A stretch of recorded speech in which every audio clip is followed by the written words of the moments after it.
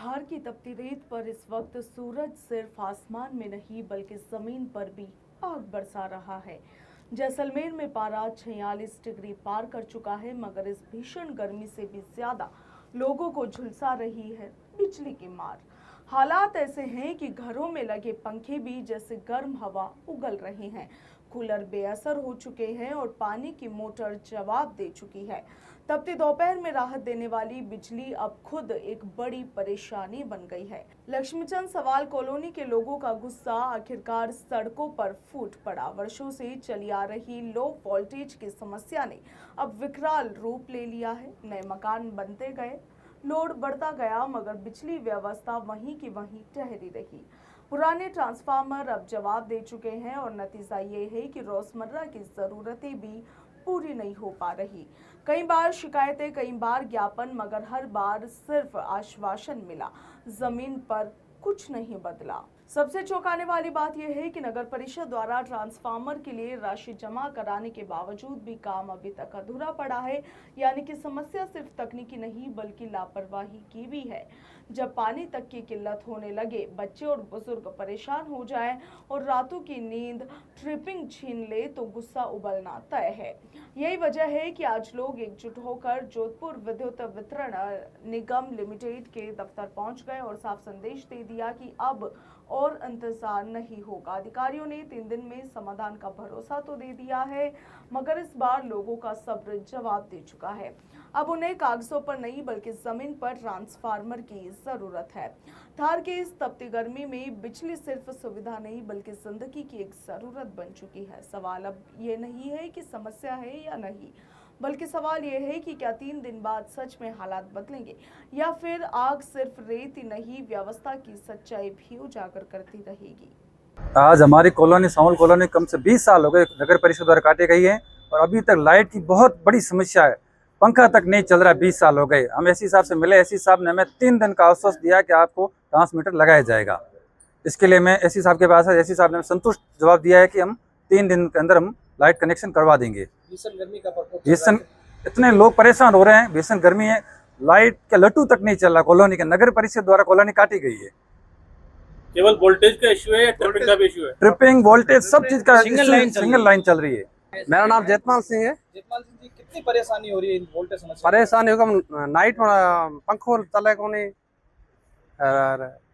Light बिल्कुल रहे को नहीं, कूलर चले को नहीं। 15-30 में बिल्कुल समस्या ज्यादा है। इतनी गर्मी, सी ब्लॉक 15-30 सावण कॉलोनी, जनसंख्या 400 मकान बिगड़ा है लगभग। कितनी बार विभागीय अधिकारियों को आपने सूचना दी अब तक? हमने साल में पहले आए, परसों भी आए, हम डेली आ रहे। आज एसी साहब ने आश्वासन दिया है। इतनी गर्मी पड़ रही है तो कितनी परेशानी उठानी पड़, बच्चों को, आपको? नाइट में नींद भी नहीं आ रही है, ज्यादा परेशानी हमारे को हो रही है। अभी एसी साहब ने आश्वासन दिया है नया ट्रांसफार्मर के लिए। समय से सावड़ कॉलोनी के लोगों की मांग है, बिजली की काफी समस्या आ रही है, आज भी ज्ञापन देने पड़ते, क्या मांगे और कब तक निस्तारण होगा? सावड़ कॉलोनी में कुल 3 ट्रांसफार्मर लगाने के लिए नगर परिषद के पैसे जमा हुए थे।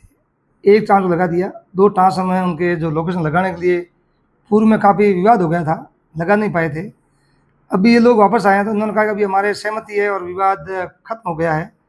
तो हम लोगों ने वहाँ के पतली ज़मीन DTS मशीन है, अभी सायन से गुरुवार तक मशीन आ जाएगी और गुरुवार को मशीन आने के बाद में 2 दिन के अंदर उनकी सहमति, झगड़ा नहीं है, सहमति बन जाएगी तो हम तय है कि हम कर लेंगे। इस सप्ताह में काम करके उनकी सप्लाई दुरुस्त करवा देंगे। क्या लगता है डिस्कॉम और नगर परिषद में कोई कम्युनिकेशन की कमी? ना वो कम्युनिकेशन नहीं है, सिर्फ जगह वहाँ विवाद जो लगाते हैं, ट्रांसफार्मर लगाते हैं, हमारे को लोग क्या है आपस में मान लेते हैं और लगाने की समस्या पैदा कर लेते हैं, तो वो विवाद होते हैं। बाकी उसमें उनका पास जमा है, हम भी काम करने तैयार है। मेटेरियल अलॉट हो गया है, मेटेरियल कभी अलॉट कर दिया, लेकिन वही विवाद था।